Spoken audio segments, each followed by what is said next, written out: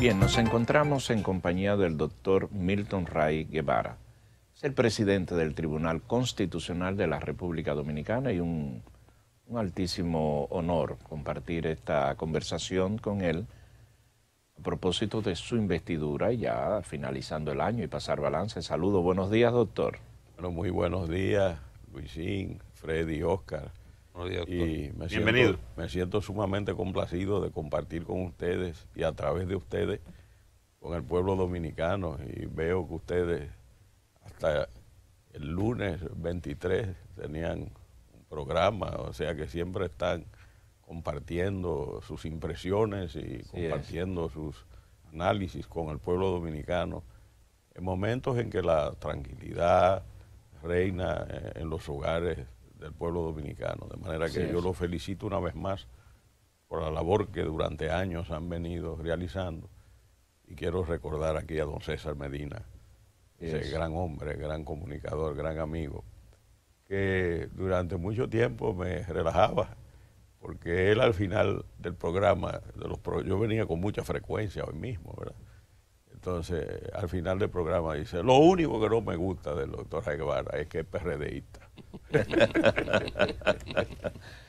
Bueno, usted ha tenido una vida muy activa y para eso entonces hay que recordar que fue legislador, fue ministro y ha tenido diferentes ocupaciones en el país. Y gracias a Dios que me retiré de la política partidaria en el 2010, pero no adjuro de la experiencia, de lo mucho que aprendí de la gente, de lo que pude servir y sigo sirviendo a la gente. Yo creo que son etapas en la vida que uno puede tener y hacerlo con esa buena intención permanente, ¿verdad? Que dicho sea de paso, incluyó la carrera diplomática también.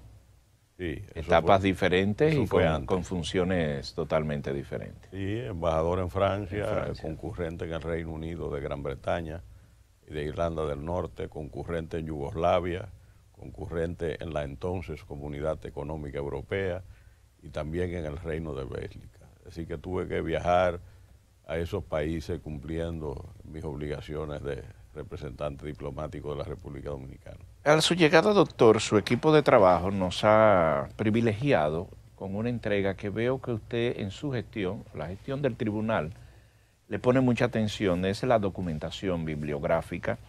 Aquí hay 4 tomos importantes y quiero resaltar 2, porque se trata de la Constitución, y quisiera el comentario suyo a propósito de visitas que ustedes hacen al interior, por el predicamento que existe, que el dominicano no le gusta leer y todo esto, y ustedes tienen una insistente labor en este sentido. Mira la Constitución de la República aquí, este documento, pero también en el libro de bolsillo, que es importante tener. ¿Qué efecto ha tenido esto en su gestión de este tipo de publicaciones? Mira, extraordinario. La Constitución es la Biblia institucional de un país. Y en este caso, nosotros hemos venido tratando de cumplir con un mandato que el artículo 35 de la Ley Orgánica nuestra nos confiere, y es promover el desarrollo de los estudios de derecho constitucional y de la Constitución. Al igual que el artículo 63, numeral 13 de la Constitución, hace obligatoria la enseñanza de la Constitución en el ámbito público y privado, con la finalidad de crear ciudadanos y ciudadanas conscientes de sus deberes y de sus derechos. Esas dos versiones de la Constitución, la de bolsillo, nosotros aspiramos a que cada dominicano pueda tener su Constitución, pero no tenerla para guardarla en un bolsillo, sino para leerla. Así como los cristianos andan con la palabra de Dios, así los ciudadanos deben andar con la palabra del pueblo, que es la Constitución de la República. Esa versión es de fácil manejo y la hemos estado promoviendo desde hace algunos años en el Tribunal Constitucional. Por el otro lado, esta es la que nosotros llamamos la versión escolar de la Constitución. Tiene 5 portadas distintas y esas portadas se refieren a derechos fundamentales, el derecho a la educación, al deporte, a la salud, y son constituciones que nosotros le hemos entregado al Ministerio de Educación en el proyecto piloto de enseñanza de la Constitución en las escuelas dominicanas. Debo decir que desde que llegó el ministro Navarro al ministerio, pues ese proyecto piloto que debe convertirse en enseñanza obligatoria en todos los niveles de la educación pública y privada, pues naturalmente se ha desarrollado porque él le ha puesto empeño, entusiasmo, y nosotros simbólicamente le obsequiamos 12.000 ejemplares de esa versión escolar y ahora hemos tenido que hacer otros más. Muchos amigos dicen, oye, qué interesante, el Ministerio de Educación tiene el 4% del PIB, el Tribunal Constitucional tiene un presupuesto, digamos, ajustado a sus necesidades. Pero yo digo, bueno, lo que vale es el buen deseo, la buena voluntad, y nosotros tenemos esa obligación, simbólicamente le entregamos eso. ¿Qué esperamos nosotros? Que en el país el sector público y el sector privado se animen. ¿Por qué no se pueden imprimir 10 millones de constituciones? Yo aspiraba a eso. Después alguien me dijo, Milton, pero es mucho. Digo, bueno, pues me conformo con 3 millones primero, pensando en que cada hogar hay 2 o 3 personas que pueden leer la Constitución. De todas maneras, doctor, el país necesita. Fíjate tú que aquí se hacen muchas cosas. Aquí se hacen muchas cosas. Pero ¿cuánto pesa que puedan tener disponible para el pueblo dominicano 3 millones de constituciones? Nosotros tenemos una gran actividad bibliográfica. Tenemos más de 200 títulos ya en el Tribunal Constitucional. Todos los años en el mes de la Constitución ponemos en circulación obras, clásicos del derecho constitucional, libro de Emilio Rodríguez de Morici, de Manuel Amiama, las cátedras del presidente Rafael Bonelli del año de 1948. Pero al mismo tiempo hay otras colecciones como Iudex, donde se publican obras de los magistrados del Tribunal Constitucional.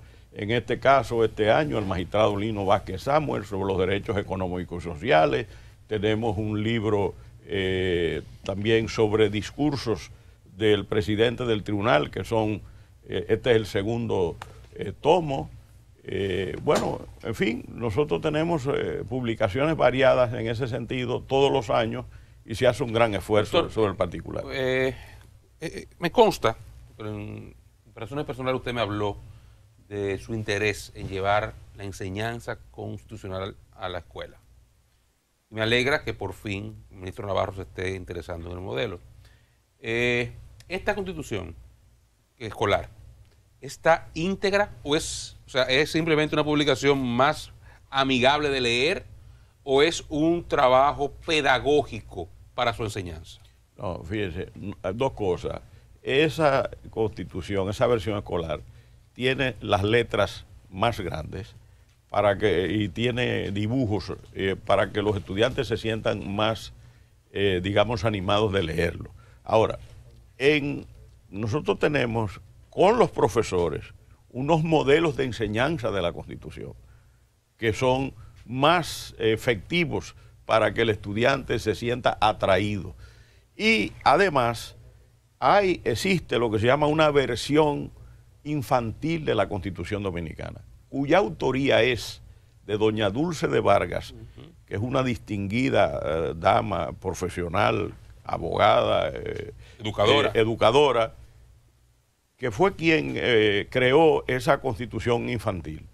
Y nosotros pensamos... La publicó y la promovió la Cámara de Diputados a la gestión de Abel Martínez. Totalmente. Y ahora lo que nosotros estamos tratando es de que esa versión de la Constitución infantil podamos hacer un acuerdo con el Ministerio de Educación y entonces llevarla en gran número a todas las escuelas dominicanas. Pero esa Constitución es infantil, eso es para ciclo básico. Eso es ciclo básico, por supuesto. Para adolescentes sería esta versión con los modelos que se desarrollaron. Claro, porque es que es en esos jóvenes. Nosotros estamos hablando de la generación constitucional. Si tú te fijas en la portada del segundo tomo de discurso, hablamos de la generación constitucional. Ninguno de nosotros 4 pudimos recibir enseñanza de la Constitución. En algunos colegios se daba moral y cívica y se hablaba algo, pero por el hecho del momento en que nacimos nosotros, sea en la dictadura o en los años primeros de la democracia, no tuvimos el privilegio, nunca hemos tenido el privilegio de conocer la Constitución, como la va a tener esta generación constitucional, que es el futuro de la República Dominicana. Porque en la medida en que estos jóvenes conozcan sus derechos y sus deberes, porque somos muy dados a exigir los derechos y a no cumplir los deberes, tendremos una mejor sociedad. Y a eso es lo que aspiramos, porque en definitiva la Constitución es un proyecto de nación que busca la felicidad de cualquier pueblo y específicamente del pueblo dominicano. Doctor, yo he escuchado mucha gente me habla, sobre todo gente que tal vez no es dominicana, gente de fuera, que me habla positivamente de la forma en que el dominicano habla de la Constitución, que se siente, la gente lo ve, el que no conoce necesariamente o viene de fuera, me habla de cómo el dominicano habla tanto de su Constitución, aquí se discute tanto el tema constitucional. Yo no sé si es una percepción, porque lo ven en los medios de comunicación, aquí tenemos, el debate político gira mucho en torno a elementos constitucionales. Pero usted que está yendo a los pueblos, ¿usted lo percibe así? ¿El dominicano es un pueblo que se apega a la Constitución, que se empodera, que habla de ella como un elemento cotidiano? Todavía, por eso nosotros estamos haciendo esa obra y por eso la ley orgánica nos obliga a promover los estudios de derecho constitucional. ¿Qué es lo que está pasando? Hay una renovación en el deseo de conocer la Constitución. La Constitución del 26 de enero de 2010 creó el Estado Social y Democrático de Derecho. Pero además del catálogo de los derechos fundamentales que fue ampliado, contiene garantías. Y como decía el profesor Ferraioli, los derechos valen lo que valen sus garantías. No hay derechos sin garantías. Entonces, uno ve que con la misma presencia del Tribunal Constitucional en el país, todas las universidades están organizando diplomados, maestrías, hasta doctorado, como tiene en este caso con la Universidad del Externado de Colombia, la Pontificia Universidad Católica Madre y Maestra. Pero ¿qué pasa? Ese mismo influjo del Tribunal Constitucional ha permitido que en las escuelas nosotros damos, por ejemplo, talleres de formación a profesores